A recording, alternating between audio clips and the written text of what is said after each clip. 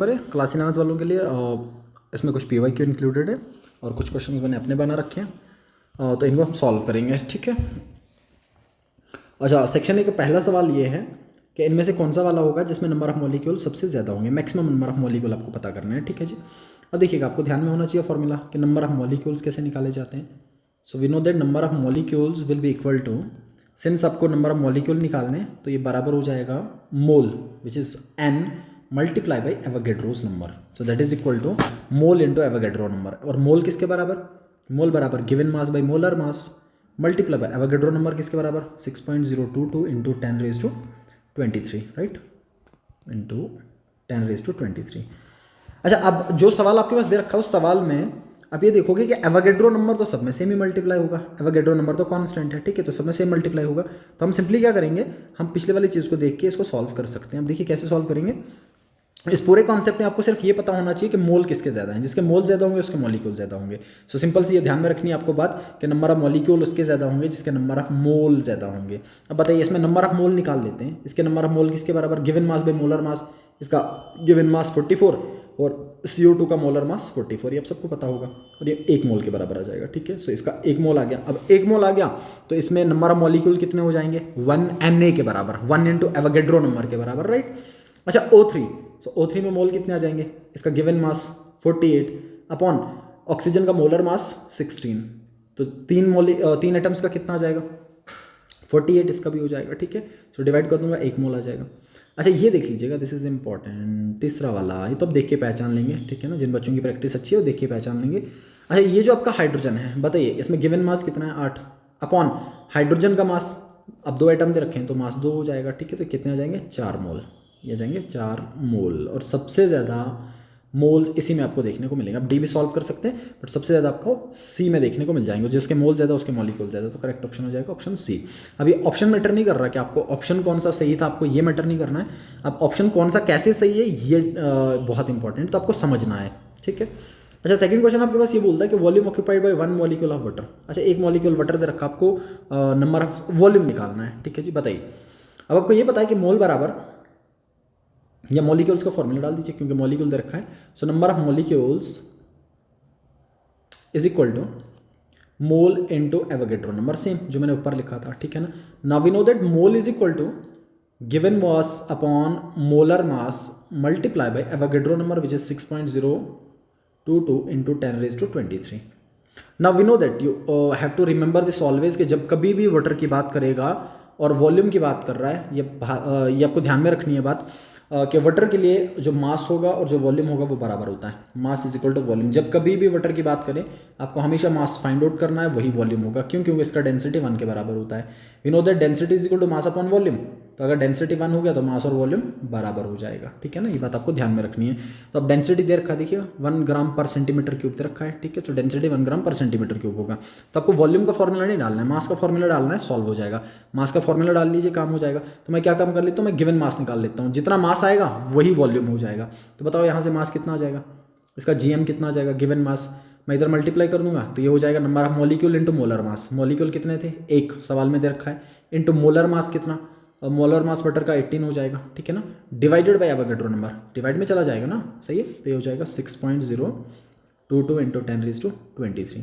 तो this will B 6 3 18, almost 3 multiply by ये ऊपर आ जाएगा तो ये आ जाएगा 10⁻23 और साथ में सेंटीमीटर क्यूब। तो इसका आंसर हो जाएगा, ये मास निकाला मैंने, ये बात ध्यान में रखिएगा, मैंने मास निकाला बट क्योंकि डेंसिटी 1 था तो मास और वॉल्यूम बराबर होगा। तो इसको मैं ग्राम में लिख लूँ या सेंटीमीटर क्यूब में लिख लूँ, दोनों बातें सेम है। क्योंकि वॉल्यूम पूछा है तो मैं सेंटीमीटर क्यूब में लिख लूँगा। तो इसका करेक्ट ऑप्शन हो जाएगा option 1। Okay. Number 3 is which of the following is the correct de Broglie relationship. ये आप सबको पता है that de Broglie relation lambda is equal to H upon mv, right, और lambda is equal to H upon p because mass into velocity is equal to momentum. So lambda is equal to H upon mv, second option में आप देख पा रहे हैं। ठीक है, सो ये सेकेंड ऑप्शन इसका करेक्ट होगा। The next is from thermodynamics which says that the enthalpy of all the elements in their standard states, now the enthalpy of all the elements in their standard state will be equal to 0। ये बहुत important बात कि जो standard form में elements का enthalpy होगा, जिन भी elements की आप बात कर रहे हैं हमेशा स्टैंडर्ड फॉर्म में एंथैल्पी 0 होगा। ठीक है ना, स्टैंडर्ड फॉर्म आपको पता है, जैसे कार्बन का स्टैंडर्ड फॉर्म ग्रेफाइट है, या इवन फास्फोरस का स्टैंडर्ड फॉर्म आपका वाइट फास्फोरस है। White phosphorus. या आप सल्फर की बात कर लीजिए, रोम्बिक सल्फर। सल्फर के बहुत सारे एलोट्रोपिक फॉर्म होते हैं, बट जो रोम्बिक सल्फर है वो सल्फर का स्टैंडर्ड फॉर्म होगा। या वाटर का जब आप स्टैंडर्ड फॉर्म लिख लें तो we can always write H2O liquid, ठीक है। कार्बन डाइऑक्साइड का लिखना चाहें CO2 gas, these are the standard forms, right. या एलिमेंट की बात करके थे तो ये मॉलिक्यूल स्किप कर लीजिएगा। एलिमेंट का जो स्टैंडर्ड स्टेट्स में एंथैल्पी ऑफ फॉर्मेशन होगा वो जीरो हो जाता है। Next is the covalent bond length is shortest in which of the following. अच्छा, सबसे शॉर्टेस्ट बॉन्ड वो जो सबसे स्ट्रॉन्ग होगा, तो वो वाला बॉन्ड जो सबसे स्ट्रॉन्ग होगा, बॉन्ड स्ट्रॉन्गेस्ट होगा, ठीक है। ये बॉन्ड मल्टीप्लिसिटी पे डिपेंड करता है, जिसमें जितने ज़्यादा बॉन्ड होंगे वो उतना ज़्यादा छोटा होगा, उसकी बॉन्ड लेंथ उतनी कम हो जाएगी। बताइए, कार्बन और नाइट्रोजन में 3 बॉन्ड हैं, इसका मतलब पहला ओवरलैप हुआ है हेड टू हेड, दूसरा ओवरलैप साइड वाइज, तीसरा ओवरलैप साइड वाइज, तो ये दोनों के दोनों एक दूसरे के पास आए होंगे और इनका बॉन्ड लेंथ घट गया होगा, ठीक है। तो इसका सी ऑप्शन करेक्ट हो जाएगा। अच्छा, the next one is from thermodynamics और बहुत अच्छा सवाल है। सवाल ये है कि रिएक्शन स्पॉन्टेनियस कब होगा। अब भी आपको मैंने क्लास में भी 6 क्राइटेरिया पढ़ा है स्पॉन्टेनिटी ऑफ रिएक्शन के एनसीईआरटी से। तो अब कब देखोगे कि रिएक्शन स्पॉन्टेनियस हो जाएगा। जिस तरीके से ऑप्शन दे रखे मैं उसी तरीके से आपको बता देता हूँ। You know that Gibbs Helmholtz equation, that is del G is equal to del H minus T del S। ये आप सबको ध्यान में होगा, this is Gibbs Helmholtz equation. Gibbs Helmholtz equation है ये, ठीक है। अच्छा, मान लीजिए आपने क्या कर लिया, आपने del H को भी पॉजिटिव रखा और ये जो T del S था इसको भी पॉजिटिव रख लिया। मान लो आपने दोनों को पॉजिटिव रखा।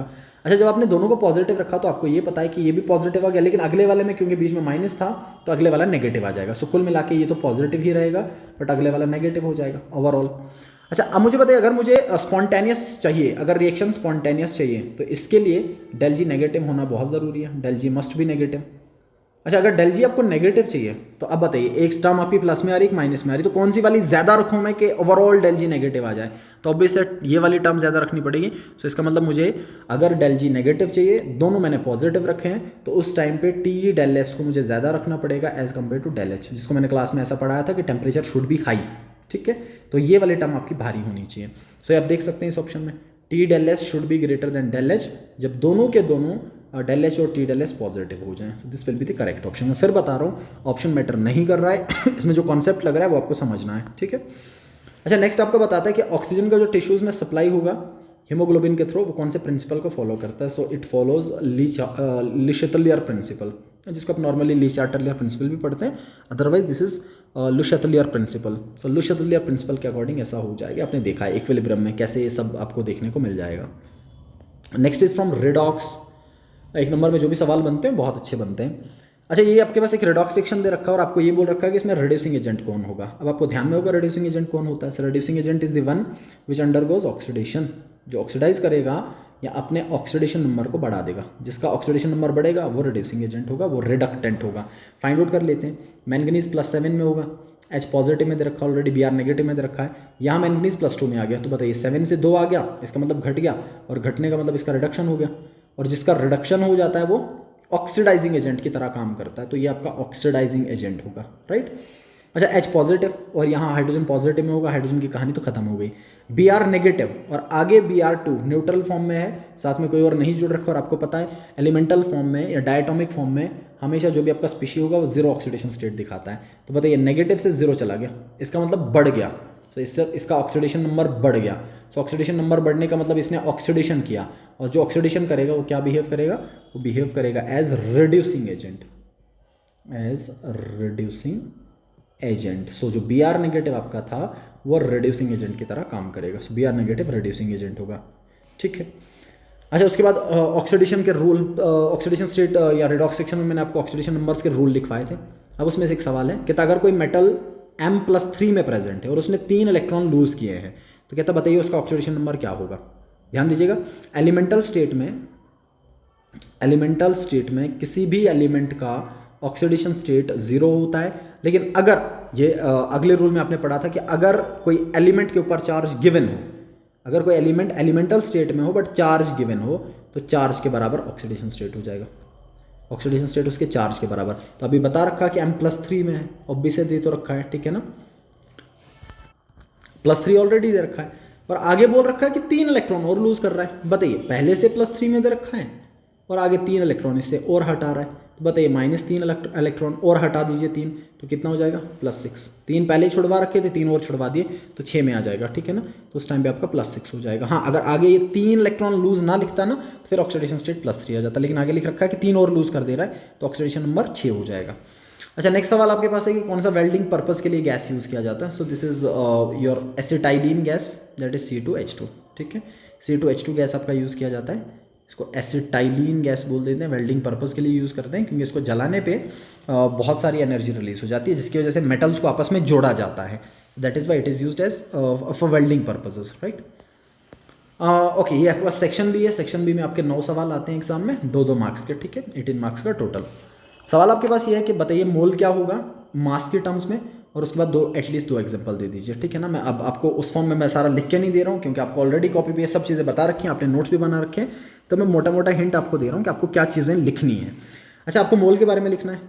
सो you know that mole is a quantity, mole आपका क्वांटिटी होगा, ये आपको पता है, ठीक, which contain exactly the same number of particles as there are in 12 gram of carbon 12 isotope. ये आप सब बच्चों को पता है ऑलरेडी, ठीक है। आपने ये चीज़ लिख देनी है, मैं बस आपको ये बता रहा हूँ कि एग्जाम में आपको लिखना कैसे, क्या क्या बातें आपको लिखनी है, ठीक है। अच्छा, उसके बाद आपको बोलना है 2 एग्जाम्पल इसके देने एटलीस्ट। बताइए 2 एग्जाम्पल, तो मैं कैसे लिख लूँगा, मैं ऐसा बोल दूंगा इन टर्म्स ऑफ मास बताना आपको, लेकिन सो लेट से मैं लिख लूँगा 1 mole of water is equal to, आपको पता है 1 मोल किसके बराबर, 1 मोल बराबर ग्राम एटॉमिक मास के या ग्राम मोलिकुलर मास के, ये बहुत इंपॉर्टेंट बात। So 1 mole of H2O is equal to 18 gram of H2O। बताइए, एक एग्जांपल आ गया, ठीक है ना। एग्जांपल लिखना आपको, मास के टर्म्स में बोला है तो मास के टर्म्स में लिखेगा, तो ये एग्जांपल मैंने लिख दिया। ये समझने वाली बात है, बाकी चीज़ें आपको पता है। ये मान लो मैंने लिख लिया 1 mole of CH4 is equal to 16 gram of CH4। This is what mole in terms of mass means, ठीक है। तो आपको मोल लिखना और उसके बाद 2 एग्जांपल दे देने, वो आप लिख सकते हैं।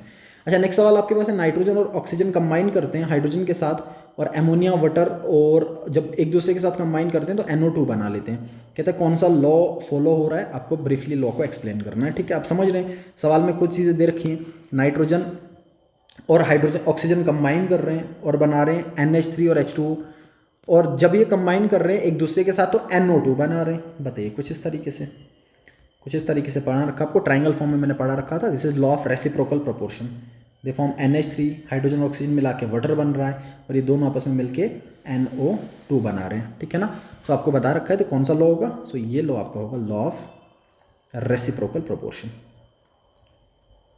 रेसिप्रोकल प्रोपोर्शन, अब आपने ये ऑलरेडी लिख रखा है और आपको पता है इस लॉ के according when 2 elements combine with the fix mass of third elements, ठीक है, when 2 elements combine with the fix mass of third elements then the ratio in which they combine separately is either same or simple multiple when they combine directly. जब ये दोनों directly combine करेंगे तो आप देखोगे nitrogen और oxygen का ratio, और जब ये सेपरेटली कंबाइन करेंगे तो तब नाइट्रोजन और ऑक्सीजन का रेशो जो होगा या तो सेम आएगा या तो सिंपलेस्ट आएगा, एक दूसरे का सिंपल होल नंबर रेशो होगा। तो इसके लिए क्या करना पड़ेगा, हाइड्रोजन को बैलेंस करना पड़ेगा। हाइड्रोजन यहाँ पे 2 थे, यहाँ पे 3 है, तो मैं यहाँ 2 से मल्टीप्लाई करके 6 कर दूंगा और यहाँ पे 3 से मल्टीप्लाई करके 6 कर दूंगा। जब मेरे हाइड्रोजन का नंबर बैलेंस हो जाएगा तो इसका मास भी इक्वल हो जाएगा। फिर मैं देखूंगा नाइट्रोजन और ऑक्सीजन का रेशो, बताइए सेपरेटली रेशो कितना आ जाएगा आपको निकालना है, और डायरेक्टली कितना आ जाएगा आपको निकाल के लिख देना है, ठीक है ना। ये ब्रीफली एक्सप्लेन करना आपको, बस इतनी सी बात है, ये इजी है, इसमें कोई बड़ी बात नहीं, आप ये लिख सकते हैं, कॉपी पे आपने लिखा भी है। अच्छा, उसके बाद बोलता है व्हाट इज पीरियोडिसिटी, ये भी आपको पता है, ये भी मैंने कॉपी पे आपको लिखवा रखा है। तो पीरियोडिसिटी इज जो रेपिटेशन इन प्रॉपर्टीज़ का रिपीट होना आफ्टर सर्टेन इंटरवल। आपको पता है जब आप डाउन द ग्रुप आते हैं तो प्रॉपर्टीज़ कुछ इंटरवल के बाद रिपीट होती हैं। जैसे ग्रुप 1 में आप देखोगे लिथियम की प्रॉपर्टी सोडियम में रिपीट हो जाएगी और कुछ गैप के बाद रिपीट होगी। तो this repetition in properties after certain interval is known as periodicity. And what is the cause of chemical periodicity, cause क्या होगा इसका, due to similar electronic configuration, similar electronic configuration, क्योंकि एक ग्रुप के जो एलिमेंट्स होंगे उनका ऑटोनोमस कन्फिग्रेशन सेम होता है और ये कन्फिग्रेशन सेम होने के कारण इनकी प्रॉपर्टीज रिपीट होती हैं इंटरवल के बाद, राइट। अच्छा, उसके बाद बोला आपको शेप्स बनाने को इन मॉलिक्यूल्स के वेस्पर की बेसिस पे। बताइए PCl5 आप सबको पता है, ये भी 5 टाइप का मॉलिक्यूल है and this PCl5 is trigonal bipyramidal, right. इस तरीके से बना लेंगे, दिस इज ट्राइगोनल बाइपायरामिडल, आपको ध्यान में होगी शेप, सबने बना भी रखी है।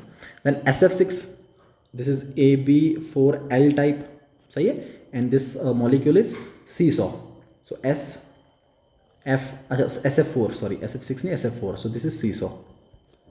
ये इस तरीके से बटरफ्लाई शेप, सीसॉ शेप, के शेप, पाई शेप, डिफरेंट नाम से मैंने इसको लिखवाया आपको, ठीक है। Next question is spontaneous and non spontaneous process. बिल्कुल, इसको तो बताने की भी जरूरत नहीं, आपको पता है। Which have natural tendency to occurs, spontaneous, non spontaneous, जिनमें नेचुरल टेंडेंसी नहीं होती है। स्पॉन्टेनियस प्रोसेस में इनिशिएशन की रिक्वायरमेंट हो जाती है, लेकिन जो नॉन स्पॉन्टेनियस प्रोसेस होते हैं उनमें कॉन्स्टेंट कंटिन्यूसली एक एक्सटर्नल एजेंसी लगा के रखना पड़ता है, कंटिन्यूसली एक एक्सटर्नल सोर्स होना चाहिए, तब जाके प्रोसेस होगा। हटा दिए तो काम खत्म हो जाएगा। आपको एग्जांपल लिखना है, बताइए स्पॉन्टेनियस प्रोसेस कौन सा हो जाएगा। जैसे आपका रस्टिंग ऑफ आयरन हो गया, कि कोरोजन हो जाता है, खुद ब खुद हो जाएगा। कंबस्शन ऑफ फ्यूल्स हैं, आपको बस इनिशिएशन देना है, खुद ब खुद जलेंगे। ये एग्जांपल आप स्पॉन्टेनियस में लिख सकते हैं, ठीक है ना। जैसे कोरोजन हो गया, रस्टिंग ऑफ आयरन हो गया, कंबस्शन हो गया, राइट। अच्छा, नॉन स्पॉन्टेनियस कौन से, जिनमें कांस्टेंट एक्सटर्नल एजेंसी लग रही है, खुद ब खुद नहीं हो रही, जैसे इलेक्ट्रोलिसिस है, आपने पानी का इलेक्ट्रोलिसिस कर दिया, ठीक है, इलेक्ट्रोलिसिस ऑफ वाटर। या चार्जिंग ऑफ बैटरी, बैटरी को चार्ज करना आपने। या फोटोसिंथेसिस है, सनलाइट होगी तभी होगा, वरना नहीं हो पाएगा, ठीक है ना। और एक और इंपॉर्टेंट बात कि स्पॉन्टेनियस रिएक्शंस में आप देखेंगे डेल जी हमेशा नेगेटिव होगा, ये आपको पता है, और नॉन स्पॉन्टेनियस में डेल जी पॉजिटिव होगा। ये एक डिफरेंस और आप लिख सकते हैं, दिस इज इंपॉर्टेंट। अच्छा, उसके बाद लॉ ऑफ केमिकल इक्विलिब्रियम, ये भी आपको पता है। According to law of chemical equilibrium, the rate of reaction is directly proportional to concentration of reactants raise to their stoichiometric coefficients. और जब आप लॉ की फॉर्म में इसके लिखते हैं, फिर आप लिखते हैं that according to chemical equilibrium law, the ratio of concentration of products upon concentration of reactants raised to their powers, raised to their stoichiometries will always be equal to a constant known as equilibrium constant। और फिर जब आपने definition लिख दिया, फिर आपको represent करना है इस फॉर्म में कि जनरल इक्वेशन लिख के, वी नो दैट कि equilibrium will be equal to C raise to C, D raise to D upon A raise to A and B raise to B, इस फॉर्म में, ठीक है ना। और उसके बाद दिखा रखा मैथमेटिकल एक्सप्रेशन, तो हमने लिख लिया साथ में इसका। अच्छा, उसके बाद ऑक्सीडेशन क्या होगा और रिडक्शन क्या होगा ऑक्सीडेशन नंबर के टर्म्स में। ऑक्सीडेशन नंबर के टर्म्स में ऑक्सीडेशन का मतलब ऑक्सीडेशन नंबर का बढ़ना, और रिडक्शन का मतलब ऑक्सीडेशन नंबर का घटना, ठीक है। इसको बस सिस्टमैटिक वे में आपको लिखना है अच्छे से, और एग्जांपल दे देने हर केस में। बताइए, एग्जांपल तो ऊपर भी दे रखा है, आप वहीं से लिख सकते हैं, या सिंपली आप ऐसा लिख लीजिए कि Na से Na पॉजिटिव प्लस इलेक्ट्रॉन बन रहा है। तो आप बताइए, यहाँ पे 0 में था, +1 में था, ऑक्सीडेशन स्टेट बढ़ गया, दिस इज ऑक्सीडेशन। और मान लीजिए Cl plus electron, it gives Cl negative, यहाँ 0 में था, आगे नेगेटिव में चला गया, दिस इज रिडक्शन। बहुत सारे एग्जांपल्स आप लिख सकते हैं, राइट। अच्छा, नेक्स्ट इज आपको इनका IUPAC नेम लिखना है, दिस इज इंपॉर्टेंट, ठीक है। IUPAC बार बार पूछता है, IUPAC नाम लिखना है आपको इनका। तो आप स्ट्रक्चर, मान लीजिए बच्चे को समझ में नहीं आ रहा तो आप स्ट्रक्चर ओपन करके लिख लीजिए, ऐसा कर लीजिए। फिर CH, और आप देखेंगे CH के साथ में, इसी C के साथ में जिसके साथ H था, 2 मिथाइल ग्रुप जुड़े हैं। अब उसके बाद आपको नंबरिंग का रूल्स पता होना चाहिए। अब बताइए रूल्स क्या होंगे कि आप सबसे पहले ध्यान दोगे PCC पे, ठीक है, प्रिंसिपल PFG पे आपका सबसे पहले ध्यान जाना चाहिए, प्रिंसिपल फंक्शनल ग्रुप पे। उसके बाद डबल बॉन्ड पे, उसके बाद ट्रिपल बॉन्ड पे, और फिर कहीं जाके आपका सबस्टिट्यूएंट या लंबी कार्बन चेन आपको देखनी पड़ेगी। तब मैं देखूंगा ट्रिपल बॉन्ड, यहाँ पे ट्रिपल बॉन्ड कहाँ से पास में आ रहा है, ऑब्वियसली यहीं से आएगा, this is 1, this is 2, 3, 4 and 5। यहाँ से करता तो 3 पे आता है, यहाँ से 2 पे आ रहा है। बताइए 4 पे आपका मिथाइल ग्रुप आ गया, सो दिस विल बी 4 मिथाइल, 4 पे मिथाइल, और उसके बाद पेंट, और 2 पे आइन, या 2 पेंटाइन भी आप लिख सकते हैं, या पेंट 2 आइन, दोनों नाम सही है, ठीक है। अच्छा, इस मॉलिक्यूल को मैं लिखना चाहूँ तो आप ओपन करके लिख लीजिए मॉलिक्यूल को। बताइए C था, ये वाला C देख लीजिएगा, इस C के साथ में 3 मिथाइल, तो आप देखिए ऐसा, 1 मिथाइल, 2 मिथाइल, 3 मिथाइल, और उसके बाद CH2 and after that CH2OH, ऐसा हो जाएगा, ठीक है। अब बताइए नाम कहाँ से स्टार्ट करेंगे आप, प्रिंसिपल फंक्शनल ग्रुप यहाँ पे बैठा हुआ है, तो आप इसी कार्बन से स्टार्ट करेंगे जहाँ से OH पास में है। This is 1, this is 2, this is 3 and this is 4। आप ऊपर जाओ तब भी 4 है, इधर के लिए आ जाओ तब भी आपका 4 देखने को मिल जाएगा। बताइए जब आपने 1 2 3 4 किया, उसके बाद सिंपली नाम लिख सकते हैं कि ये जो 2 आपके बचेंगे सबस्टिट्यूएंट होंगे, ठीक है ना, साइड ग्रुप होंगे। तो कितने पे बचेंगे, 3 पे। So will write down 3 dimethyl, 3 और 3 पे dimethyl, and then we have butane 1 पे ओल, या सिंपली ब्यूटेन ओल, ये इसका IUPAC नेम आ जाएगा, ठीक है। अच्छा, उसके बाद ये सवाल, ये तो आपने ऑलरेडी सबने तैयार कर रखा है कि ज्योमेट्रिकल आइसोमर्स क्या होंगे। वो टाइप के स्टीरियो आइसोमर्स जहाँ पे ग्रुप्स का जो ओरिएंटेशन होगा, 3 dimensional orientation, carbon double bond carbon के अराउंड वो बदल जाता है, ठीक है, वो डिफरेंट होता है। आपको एग्जांपल देने ज्योमेट्रिकल आइसोमर के, आपको सिस और ट्रांस लिखना है, एक एग्जांपल देके लिख लीजिए। सपोज कर लीजिए आपको सिस लिखना और ट्रांस लिखना है, पूछा तो एक एग्जांपल है 2 मार्क्स में, बट आप एक एग्जांपल देके लिख सकते हैं सिस ट्रांसफॉर्म में दोनों। आपने ब्यूटीन बना लिया, सपोज कर लीजिए C double bond C, this is CH3, this is H, this is CH3, this is H, ये आ जाएगा आपका सिस ब्यूटीन। और फिर इसी को ट्रांसफॉर्म में बना लिया आपने कुछ इस तरीके से, CH3 and then this is H and this is H, transform में बना सकते हैं इसको, ठीक है। तो ये आप इजिली कर सकते हैं, राइट। अच्छा, उसके बाद सेक्शन सी, फिर सी सेक्शन आपका आ जाता है जहाँ पे आपके 3 मार्क्स के क्वेश्चन आते हैं और ये भी 9 सवाल आपके जाते हैं, टोटल 27 मार्क्स का। अच्छा, पहला सवाल आपके पास है, answer the following. The first is state and explain law of reciprocal proportion with example. ये हमने ऊपर ही लिख लिया, ठीक है ना। तो आपको लिखना भी है इसका स्टेटमेंट और उसके बाद एग्जांपल देके इसको डिफाइन भी, एग्जांपल देना है जब आपने, मान लीजिए अपने को एग्जांपल पकड़ लिया और उसके बाद उस एग्जांपल में रेशो निकाल के भी आपको बताना है। ये 3 मार्क्स में, तो ये काम आपको करना पड़ेगा, ठीक है ना, ये आपने कर रखा है।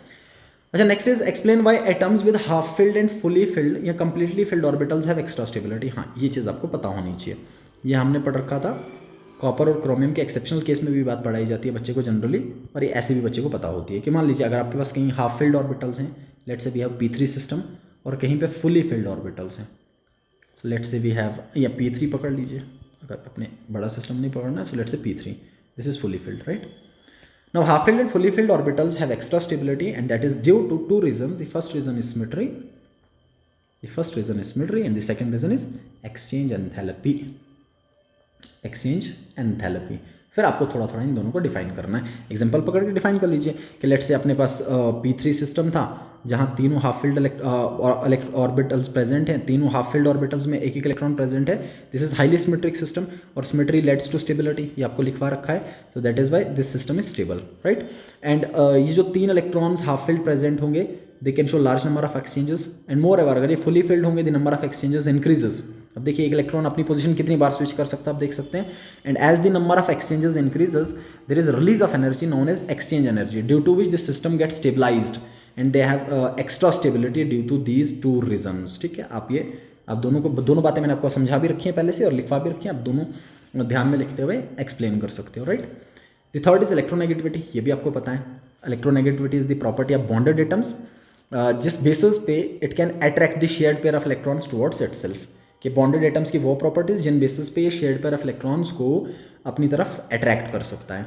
How does it very along the period and down the group, ये बात भी आपको पता है कि जब आप अलॉन्ग द पीरियड चलेंगे तो क्योंकि साइज घट रहा है तो इलेक्ट्रोनेगेटिविटी बढ़ेगा, और डाउन द ग्रुप आने पे साइज बढ़ रहा है तो इलेक्ट्रोनेगेटिविटी घटेगा, ठीक है ना। आपको ट्रेंड बताना है, अच्छे से एक्सप्लेन भी करना है कि ऐसा क्यों हो रहा है, ये बात ध्यान में रख लीजिएगा आप, ठीक है। 3 मार्क्स का सवाल है, आप उसी हिसाब से आपको सवाल को लिखना है। अच्छा, next is hybridisation. This is also very familiar to you guys, that hybridization is intermixing of atomic orbitals, or due to which the orbitals of same energies are nearly same energies, they undergo intermixing and redistribute their energies so as to form the new orbitals of highly modified characteristics. और वो modified characters कौन से हो जाते हैं, जैसे directional nature उनका बहुत खतरनाक होता है, या उनकी एनर्जीज सेम हो जाती हैं। इस फिनोमेना को हाइब्रिडाइजेशन पढ़ते हैं, आपको लिखवा रखा है, ठीक है। सो हाइब्रिडाइजेशन का मतलब intermixing of atomic orbitals so that कि उनकी एनर्जीज रिडिस्ट्रीब्यूट कर पाए और वो नए हाइब्रिड ऑर्बिटल बना सकें, जिनको हाइब्रिड ऑर्बिटल बोला जाता है, जिनकी प्रॉपर्टीज मॉडिफाई हो जाती हैं। कौन कौन सी प्रॉपर्टीज वो भी मैंने आपको बता रखा है। अच्छा, आपको फॉर्मेशन बताना है sp3 और sp2 का अलॉन्ग विद एग्जाम्पल, ठीक है ना। आपको हाइब्रिड ऑर्बिटल्स का फॉर्मेशन बताना है, एक बता देता हूँ मैं। जैसे मान लीजिए आपने sp2 लिख लिया, तो आपको क्या करना है, sp2 हाइब्रिड ऑर्बिटल का फॉर्मेशन आपको बताना है। तो मैं एग्जांपल लिख लेता हूँ, let's say we have BCl2। अब बताइए बेरिलियम, ग्राउंड स्टेट लिखेंगे अब सबसे पहले एलिमेंट का। So the ground state of beryllium is simply 1s2 2s2, तो मैं आउटर मोस्ट लिख लेता हूँ, सो दिस विल बी 2s2। अब बताइए 2s2 का मतलब s में 2 इलेक्ट्रॉन्स, ठीक है, और इसके अगले वाला p खाली होगा, इसके पास 2p होगा बट एम्प्टी होगा, सो this is 2p 2s and this is 2p। अब उसके बाद मैं एक्साइटेड स्टेट लिखूंगा, क्यों, क्योंकि बेरिलियम ने 2 क्लोरीन्स के साथ जुड़ना है, तो इसके पास 2 हाफ फील्ड होना बहुत ज़रूरी है। लेकिन अभी तो ऑर्बिटल इसके पास एक ही हाफ फील्ड है, तो क्या करेगा, इलेक्ट्रॉन्स को प्रमोट करवा देगा, यहाँ से यहाँ इलेक्ट्रॉन प्रमोट कर जाएगा, एक इलेक्ट्रॉन यहाँ पे आ जाएगा, ठीक है। अब ये 2 हाफ फील्ड इलेक्ट्रॉन वाले ऑर्बिटल जो आपको देखने को मिल रहे हैं, अब ये ऑर्बिटल क्या करते हैं, there comes the concept of hybridisation. VBT के अकॉर्डिंग ये डायरेक्टली जुड़ रहे थे, लेकिन अब हाइब्रिडाइजेशन जब आया तो इसने ये कहा कि डायरेक्टली नहीं जुड़ रहे हैं, ये सबसे पहले आपस में इंटरमिक्स करके हाइब्रिड ऑर्बिटल बना रहे हैं। तो अब ये दोनों के दोनों आपस में इंटरमिक्स करेंगे और बनाएंगे हाइब्रिड ऑर्बिटल। मान लीजिए मैं ऐसा बना लेता हूँ, सेम एनर्जीज के 2 हाइब्रिड ऑर्बिटल बनेंगे, एक इलेक्ट्रॉन इसमें और एक इलेक्ट्रॉन इसमें। और जब 2 क्लोरीन आके इनके साथ बॉन्ड बनाएंगे, 2 क्लोरीन आके साथ इनके साथ इलेक्ट्रॉन शेयर कर देंगे, तो एक क्लोरीन का इलेक्ट्रॉन इसके साथ शेयर हो जाएगा, एक इसके साथ, और कुल मिला के जो ऑर्बिटल आपके पास बनेगा ये sp2 हाइब्रिड ऑर्बिटल बनेगा। अब आप इसकी शेप बना दीजिएगा। अब हाइब्रिड ऑर्बिटल आपको पता है, हाइब्रिड ऑर्बिटल आपका कुछ इस तरीके से सिंगल लोब होता है, ठीक है ना। ये हाइब्रिड ऑर्बिटल, और सिमिलरली इस तरीके से मैं बना दूंगा, तो ये आपका हाइब्रिड ऑर्बिटल आ जाएगा दो। This hybrid orbitals are known as sp hybrid orbital. So ये sp बन जाएगा, ठीक है। सिमिलरली जब आप sp3 का फॉर्मेशन दिखाएंगे, sp3 का फॉर्मेशन भी आपको पता है, ये भी मैंने आपको क्लास में पढ़ा रखा है, कुछ इस तरीके से ट्राइगोनल प्लानर फॉर्म में देखने को मिल जाते हैं sp3 हाइब्रिड ऑर्बिटल। तो आपको इस तरीके से एक्सप्लेन करना पड़ेगा एग्जाम्पल लेके, ठीक है। Then differentiate between sigma and pi bonds, ये आपको बहुत अच्छे से पता है, सिग्मा और पाई बॉन्ड्स में डिफरेंसेस आपको बहुत अच्छे से पता है, पढ़ा भी रखे हैं, ठीक है। अच्छा, एक्सटेंसिव और इंटेंसिव प्रॉपर्टीज़, ये भी आपको पता है। एक्सटेंसिव जो अमाउंट ऑफ सब्सटेंस पे डिपेंड नहीं करते हैं, इंटेंसिव जो डिपेंड कर जाते हैं, जो इंडिपेंडेंट होते हैं। एक्सटेंसिव जो डिपेंड करते हैं और इंटेंसिव जो इंडिपेंडेंट होंगे। एक्सटेंसिव मास मोल वॉल्यूम पे डिपेंड करता है, इंटेंसिव डिपेंड नहीं करता, ठीक है। ये बातें आपने लिख भी रखी है, पहले टेस्ट में आपने लिखा भी होगा। तो एग्जाम्पल्स बथेरी आपने पढ़ रखी है। Hess's law of constant summation, ये भी आपको पता है। The total enthalpy change remains constant whether the reaction or process occurs in single step or in multiple steps. और आप इसका फिर इलस्ट्रेशन देंगे क्योंकि 3 मार्क्स का सवाल है। और उसके बाद आप ये लिखेंगे कि क्यों कैसे ये बता रहा है कि first law of thermodynamics follow हो रहा है। हैसेस कैसे फर्स्ट लॉ ऑफ थर्मोडायनेमिक्स को फॉलो करता है, क्योंकि हैसेस के अकॉर्डिंग टोटल एंथैल्पी कांस्टेंट, तो फर्स्ट लॉ ऑफ थर्मोडायनेमिक्स के अकॉर्डिंग भी आइसोलेटेड सिस्टम का टोटल एनर्जी कंजर्व्ड। तो दोनों की बातें सेम है। इसमें भी कंजर्वेशन ऑफ एनर्जी की बात होती है और इसमें भी कंजर्वेशन ऑफ एंथैल्पी एनर्जी की बात होती है, तो दोनों सेम बातें करते हैं, ठीक है ना। और सिग्मा और पाई में आप अच्छे डिफरेंस लिखिएगा। जब डिफरेंस लिखने को बोलें तो अच्छे लाइक कोएक्सियल ओवरलैप से बन रहा है, कोलेटरल ओवरलैप से बन रहा है। उसके बाद पहले वाले में सिग्मा वाले में रेजोनेंस नहीं होता, पाई में रेजोनेंस होता है। सिग्मा वाले में रोटेशन पॉसिबल होता है जिसकी वजह से कन्फर्मेशन आइसोमर्स बनते हैं, पाई वाले में नहीं होते कन्फर्मेशन आइसोमर्स। ऐसे अच्छे डिफरेंस आपको लिखने हैं, ठीक है। यह जाएगा आपका section C. Then section D.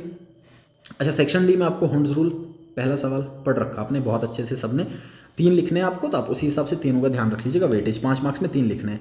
Hund's rule आपको पता है। हुंड्स रूल के अकॉर्डिंग पेयरिंग ऑफ इलेक्ट्रॉन तब तक नहीं होगा जब तक ना हर एक सबशेल में डिजनरेट ऑर्बिटल में आपका इलेक्ट्रॉन सिंगली फिल्ड किया जाए। हर डिजनरेट ऑर्बिटल में जब तक ना सिंगल इलेक्ट्रॉन फिल किया जाए तब तक पेयरिंग नहीं करेंगे। हुंड्स रूल आपका है, ठीक है। अच्छा, अबो प्रिंसिपल भी आपका पता है आपको। अबो प्रिंसिपल आपको ये बोलता है कि इलेक्ट्रॉन्स का फिलिंग जब भी सबशेल ऑर्बिटल्स में होगा हमेशा इस हिसाब से होगा कि लो एनर्जी वाले में पहले फिल किया जाएगा और फिर जैसे जैसे एनर्जी इंक्रीज कर रहा है वैसे वैसे फिलिंग करेंगे। और आप इसमें मेडलिंग स्कीम भी बनाएंगे। मेडलिंग स्कीम आपको पता होगी, this way 1s2 3s 4s 5s इस तरीके से, ठीक है। देन 2p 3p बना रखी है आपने, मैं बस हिंट दे रहा हूँ कि आपको लिखना कैसे है, और फिर आप इसको रिप्रेजेंट करके भी दिखा देंगे इस तरीके से, ठीक है। इस तरीके से पहले कौन फिल होगा बाद में कौन फिल होगा एनर्जीज के हिसाब से, right. Then Pauli's exclusion principle, ये भी आपको पता है। पॉलीज एक्सक्लूजन प्रिंसिपल के अकॉर्डिंग एक ऑर्बिटल में मैक्सिमम 2 ही इलेक्ट्रॉन एकोमोडेट हो सकते हैं और वो भी ऑपोजिट स्पिन के होने चाहिए। प्लस किन्हीं भी 2 इलेक्ट्रॉन्स के लिए एक ऑर्बिटल के अंदर टोटल 4 क्वांटम नंबर सेम नहीं हो सकते हैं, ठीक है ना। ये बात आपको पता है दोनों की दोनों, तो ध्यान में रख लीजिएगा पॉलीज एक्सक्लूजन प्रिंसिपल भी। अच्छा, उसके बाद इसके और में सवाल दे रखा है कि आपको बाउंड्री सरफेस डायग्राम बनाने एस पी और डी के, आपको पता है ऐसा बनाएंगे स्फेरिकल शेप का, ठीक है। पी आपको बनाना है P X P Y P Z dumbbell shape का, और डी स्क्वायर ये डी ऑर्बिटल्स आपको पता है डबल डम्बल शेप होते हैं। 3 ऐसे हो जाएंगे जिनके लोब्स इन बिटवीन एक्सेस हो जाते हैं, वो आ जाएंगे आपके d x y d y z और d z x.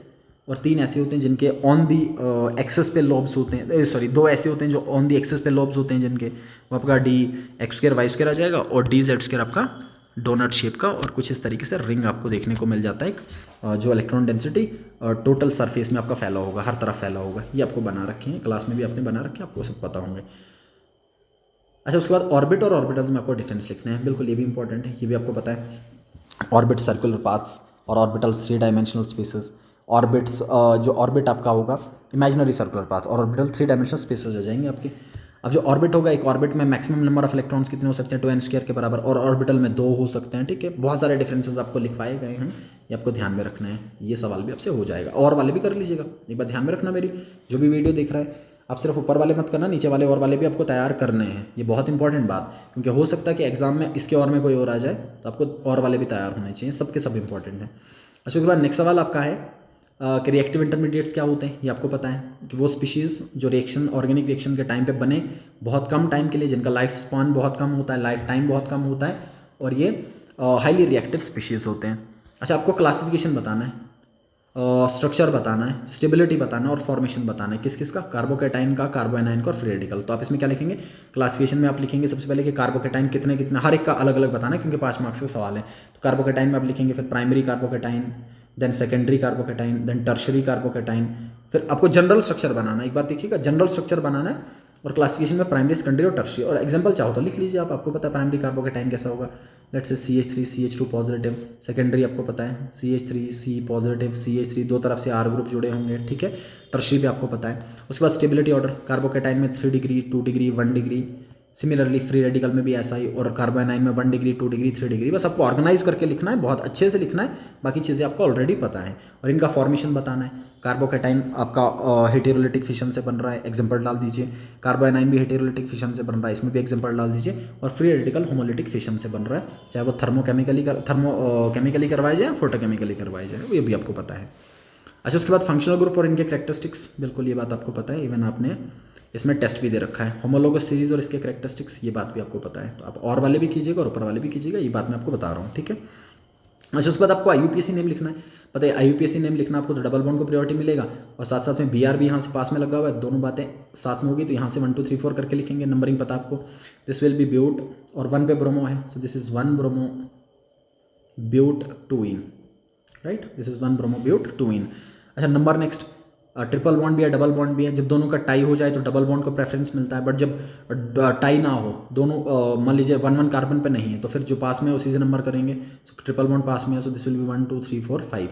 So this is simply pent, और कितने पे इन आपको देखने को मिल रहा है, 3 पे, क्योंकि पहले इन आ जाएगा, 3 पे इन EN, ठीक है ना। आपको पता है जब आप सेकेंडरी सुफिक्स लिखेंगे, तो जब कभी भी आपका वॉवल से सेकेंडरी सुफिक्स स्टार्ट होगा, तो आप क्या करते हैं, ये जो आपका प्राइमरी प्रीफिक्स इन एन आइन होगा, इसमें ई ओमिट कर देते हैं। और सिमिलरली जब आपको एंड पे वाई लिखना होता है, कहीं आइन आ गया, आपको आइन लिखना है, तो उस टाइम पे भी आपको ई का जो लास्ट वाला ई है वो ओमिट करना पड़ता है। तो बताइए, उसके बाद मैं क्या लिखूंगा, इन और 1 पे आइन, या मैं सिंपली इसी के साथ मिला के लिखता हूँ YN, तो ये आ जाएगा 3 in 1 आइन। तो मैंने इन लिखा और आइन YN लिखा, या 1 आइन लिख लिया, या मिला के लिख लो, दोनों बातें सेम होंगी।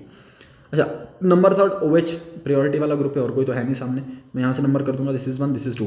अब यहाँ के लिए नहीं जाऊँगा मैं, क्योंकि इसके बाद डबल बॉन्ड को प्रेफरेंस मिलेगा, सो दिस इज 3, रिमेंबर दिस, ठीक है। अब बड़ी वाली चेन ढूंढने मत बैठिएगा, आपको सबसे पहले डबल बॉन्ड को प्रेफरेंस देना, उसके बाद चेन क्राइटेरिया सबसे लास्ट पे होता है। सो 2 पे आपको इथाइल मिल जाएगा, so this will be 2 ethyl, and then we have 1 2 3 propane, और कितने पे ओल मिल रहा है, 1 पे ओल, सो प्रोपेन ओल, सो this is 2 ethyl propanol, right.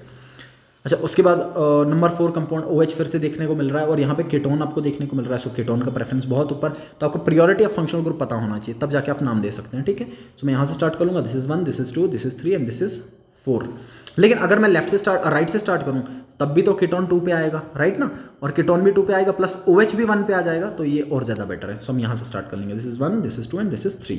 सो ये आ जाएगा आपका 1 पे OH। अब क्योंकि कीटोन का प्रेफरेंस ज़्यादा ऊपर था, तो OH को प्रीफिक्स की तरह रखना पड़ेगा। सो this is 1 hydroxy, this is 1 hydroxy, और उसके बाद 3 कार्बन है, तो प्रोप, और सिंगल बॉन्ड तो एन, और 2 पे on, so this will be 2 on, 2 पे ऑन आपको देखने को मिल जाएगा, राइट। अच्छा, उसके बाद नंबर 5 वाले में आपको फंक्शनल ग्रुप देखने हैं ध्यान से, तो OH को प्रेफरेंस मिलेगा, इससे ऊपर वाला तो कोई है नहीं, तो मैं यहीं से स्टार्ट करूँगा, this is carbon 1 this is carbon 2 this is carbon 3। जैसे मैं 3 पे आया, अब तो कोई ग्रुप दिख ही नहीं रहा है, तो मैं क्या करूँगा, बड़े वाले कार्बन की तरफ जाना चाहूँगा। तो आप इथाइल देख पा रहे हैं, इथाइल का मतलब 2 कार्बन होंगे, तो मैं इसको नंबर करना चाहूँगा, ये बहुत इंपॉर्टेंट बात है, ध्यान देखिएगा। तो आपको क्या करना है, इस इथाइल वाले को आपको ऐसे इमेजिन करना है कि this is CH2 and CH3। ऐसा ना हो कि आप इथाइल को साइड पे रखिए, चलो ठीक है ना, ऐसा लिखना पड़ेगा आपको, CH2 CH3, 3 के बाद 4 और ये 5, तो ये प्रीफिक्स की तरह बच जाएगा, फिर ये साइड ग्रुप हो जाएगा। सो 3 पे आपका इथाइल हो जाएगा, और 3 पे आपका मिथाइल हो जाएगा, और 2 पे भी मिथाइल हो जाएगा, तो ये हो जाएगा 2 3 डाई मिथाइल, 2 बार। सो 2 3 डाई मिथाइल, और 5 कार्बन एटम पेंट, सारे सिंगल बॉन्ड नहीं, डबल बॉन्ड भी है। सो पेंट के बाद 1 पे इन, और ओल कितने पे, 1 पे ही, तो कितने ओल, 2 ओल। सो मैं लिख लूँगा 1,1 डाई ओल, ये आ जाएगा इसका IUPAC नेम, ठीक है। अच्छा, उसके बाद नंबर नेक्स्ट सवाल आपके पास, ये हर बार एग्जाम में आते हैं, सबके सब सवाल वो डाल रखे हैं मैंने जो एग्जाम में हर बार आपको पूछता है, सबसे इंपॉर्टेंट सवाल नहीं है, ठीक है। अच्छा, बेंजीन को आपको कन्वर्ट करना है क्लोरोबेंजीन में, ठीक है, तो ये तो आपने ताज़ा पढ़ रखा, आपको क्लोरीनेशन करना पड़ेगा। तो अगर आपको बेंजीन को क्लोरोबेंजीन में कन्वर्ट करना है, this can be done by, तो आप क्या लिखेंगे कि benzene can be converted into chlorobenzene by chlorination, और फिर आप नीचे रिएक्शन लिख देंगे। So this is benzene and this benzene has to be treated with Cl2 in presence of anhydrous AlCl3, और आप क्लोरोबेंजीन बना लेंगे, ये बन जाएगा आपका क्लोरोबेंजीन प्लस HCl साथ में, ठीक है ना। एसिटोफिनोन, बताइए एसिटोफिनोन में आपको क्या करना पड़ेगा, so we have to do Friedel Craft acylation, ये आपको लिखना पड़ेगा. सो बेंजीन बनाने, एसिटोफिनोन बनाने के लिए we have to treat this benzene with ethanoyl chloride, that is CH3COCl, right, in presence of anhydrous AlCl3. This is known as Friedel-Crafts acylation. Friedel-Crafts acylation. तो जब आप करेंगे तो आप क्या लिखेंगे, that benzene can be converted into acetophenone by Friedel-Crafts acylation, which is as, फिर आप ये रिएक्शन लिख देंगे, benzene with ethanoyl chloride, this is called ethanoyl chloride, ethanoyl chloride, ठीक है, इथेनॉइल क्लोराइड लिखते हैं इन प्रेजेंस ऑफ एनहाइड्रस AlCl3. आपको कुछ नहीं करना है, ये वाला पोर्शन बेंजीन पे जोड़ देना है, ये वाला पोर्शन जोड़ दीजिए बेंजीन पे, ये आपका बेंजीन आ गया और यहाँ से C डबल बॉन्ड O और CH3, इसको पढ़ते हैं acetophenone, acetophenone, this is methyl phenyl ketone, acetophenone पढ़ लेंगे. अच्छा, देन टॉल्विन, आपको टॉल्विन में कन्वर्ट करना है, आपको फ्रेडल-क्राफ्ट एल्काइलेशन करना पड़ेगा. आप फिर से क्या करेंगे, आप जब इसको लिखेंगे तो आप लिखेंगे this can be done by Friedel-craft alkylation, in which benzene is treated with, आप किससे ट्रीट करने वाले हैं, मिथाइल क्लोराइड के साथ इन प्रेजेंस ऑफ एनहाइड्रस AlCl3. यहाँ से CH3 वाले पोर्शन को आपको बेंजीन पे जोड़ना है बस, ठीक है ना, ये CH3 वाले को जोड़ दीजिए एंड दिस विल बी टॉल्विन, टॉल्विन का फॉर्मेशन हो जाएगा, right. Number next is benzene sulphonic acid. So this can be done by sulphonation, आपको लिखना है स्टार्टिंग में कि this can be done by sulphonation in which benzene is treated with allium, that is SO3 plus H2SO4. इसके साथ आप treat करेंगे, यहाँ से आपको SO3 और यहाँ से बेंजीन वाले हाइड्रोजन को कुछ इस फॉर्म में आपको लिखना है बस, SO3H. बाकी डिटेल मैकेनिज्म मैंने क्लास में आपको बता रखा है. This is known as benzene sulphonic acid, okay. Then BHC, benzene hexachloride. अच्छा, इसके लिए आपको क्या करना पड़ेगा, बेंजीन हेक्साक्लोराइड के लिए आपको एडिशन रिएक्शन करना पड़ेगा. In this case this benzene has to undergo addition, और इसमें ये BHC एक्चुअली में ऐसा होता है, जब BHC बनाएंगे ना आप, मैं यहाँ बना लेता हूँ, देखिए ये BHC ऐसा हो जाएगा और हर कार्बन पे आपका ClCl, और ये बेंजीन की फॉर्म में नहीं रहता, इसका जो एरोमेटिसिटी है वो खत्म हो जाता है. तो इसको करने के लिए आपको क्या करना पड़ता है, इसको Cl के साथ ट्रीट करना पड़ता है, 3 टाइम्स Cl2 के साथ, 6 क्लोरीन मैंने लगाने, और साथ में UV की प्रेजेंस में रिएक्शन होगा. ये ध्यान रखना आपको, UV की प्रेजेंस में रिएक्शन होता है और 500 केल्विन पे रिएक्शन देखने को मिल जाएगा, ये लिखना बहुत ज़रूरी है. और ये जो प्रोडक्ट बनेगा इसको BHC पढ़ते हैं, बेंजीन हेक्साक्लोराइड पढ़ते हैं. तो this can be done by, जब आप लिखेंगे तो आप लिखेंगे this can be done by addition, this can be done by addition reaction in which benzene is treated with 3 times Cl2 in presence of UV at high temperature, it form BHC, ठीक है. And then is para nitrochlorobenzene, आपको benzene को convert करना है para nitrochlorobenzene में, ठीक है. आप कैसे करेंगे, देखिए आपको बेंजीन को इसमें कन्वर्ट करना है, ज़रा देखिएगा ध्यान से, प्रोडक्ट ये होगा पैरा नाइट्रोक्लोरोबेंजीन. ये जो बेंजीन आपके पास होगा ना, मान लीजिए बेंजीन पे यहाँ पे कोई ग्रुप प्रेजेंट है. अच्छा, इस ग्रुप के रेस्पेक्ट में जो सेकंड वाला पोजीशन होता है उसको ऑर्थो पढ़ते हैं, नेक्स्ट पोजीशन को मेटा पढ़ते हैं, और इसके ऑपोजिट वाली पोजीशन को पैरा पढ़ लेते हैं. ऑर्थो का मतलब जहाँ पे ग्रुप लगा है उसके रिस्पेक्ट में सेकंड पोजीशन, 1-2 वाला, 1-3 वाले को मेटा पढ़ते हैं और 1-4 वाले को पैरा पढ़ते हैं. ये बेंजीन के कुछ पोजीशंस होते हैं, ठीक है. अब इसमें कन्वर्ट करने के लिए आपको 2 ग्रुप लगाने पड़ेंगे. देखिए, एक तो क्लोरो लगा रखा है, एक तो नाइट्रो लगा रखा है. अब क्लोरो पहले लगे या नाइट्रो पहले लगे, वो डिपेंड करता है कि किसका डायरेक्टिव इन्फ्लुएंस क्या होगा. अब जिन बच्चों ने ये पढ़ रखा है उनको पता है कि क्लोरीन आपका ऑर्थोपैरा डायरेक्टिव नेचर का होता है. तो हम क्या करेंगे, पहले क्लोरीनेशन करेंगे. तो मैं क्या करूंगा, this can be done in 2 steps. जब ये आएगा तो आपको लिखना है कि this can be done in 2 steps. In step 1 chlorination of benzene is done, in which chlorine is treated with Cl2 in presence of anhydrous AlCl3 and we get chlorobenzene. ये आपको क्लोरोबेंजीन मिलेगा, ठीक है ना. कहानी ज़्यादा नहीं लिखनी है आपको रिएक्शन दिखाना है. कहानी आपको उतनी मेंशन करनी है जो आपको दिख रहा है, जो आपने लिखा ना भी मेंशन करो तो चलेगा, उसमें दिक्कत नहीं है क्योंकि रिएक्शन मेन है इसमें. And then this chlorobenzene has to undergo nitration. तो नाइट्रेशन के लिए क्या करना पड़ता है, HNO3 प्लस H2SO4 के साथ ट्रीट करना पड़ता है, नाइट्रेटिंग मिक्सचर के साथ, और ये प्रोडक्ट आपका बनेगा. Cl तो पहले से था, नाइट्रो आके आपका पैरा पोजीशन पे लग जाएगा और पैरा नाइट्रोक्लोरोबेंजीन का फॉर्मेशन आपको देखने को मिलेगा, ठीक है. तो ये सबके सब सवाल बहुत इंपॉर्टेंट है और सारे के सारे आपको पढ़ा भी रखे हैं. अब मैंने MCQ और जो चीज़ें इंपॉर्टेंट थी वो मैंने साथ में बता दी, ठीक है. Thank you so much.